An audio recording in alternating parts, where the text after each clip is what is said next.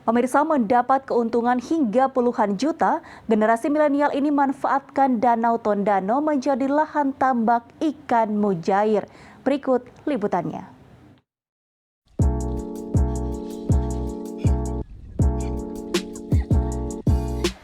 Masa pandemi dan pembatasan kegiatan masyarakat mengharuskan kita untuk berpikir ekstra mencari penghasilan. Salah satu milenial asal Minahasa, Pinkan Angela Rorong, berhasil meraup cuan hingga puluhan juta rupiah hanya dengan memanfaatkan lahan tidur.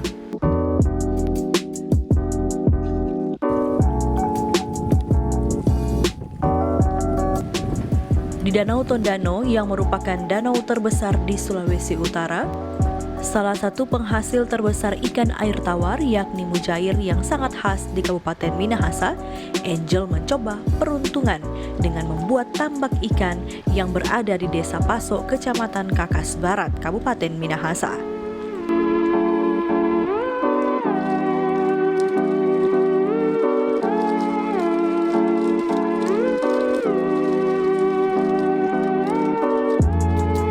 Angel mengatakan sekali panen dapat mencapai 1 ton ikan mujair yang dijualnya ke beberapa langganan tetap.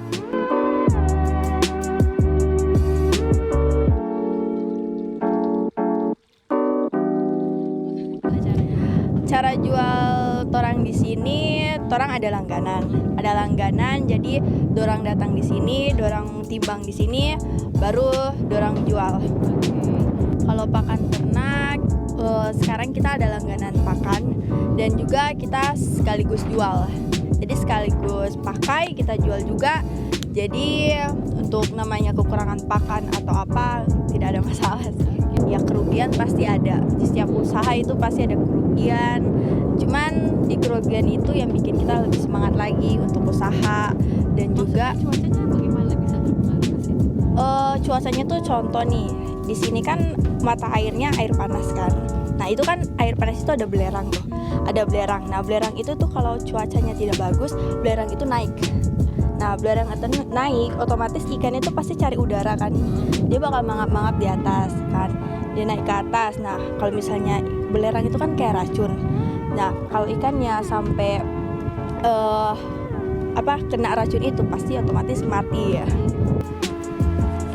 Angel kini telah memiliki belasan lahan tambak yang menjadi pundi-pundi keuangannya bersama suami untuk bertahan hidup di era new normal masa COVID-19 ini.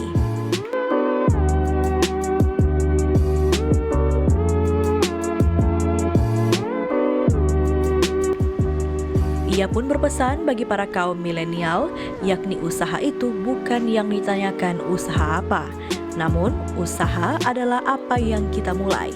Bagaimana pemirsa? Anda patut mencoba hal baru yang dapat memberikan keuntungan di tengah pandemi saat ini. Eka Putra melaporkan untuk Kawan Nuaha TV.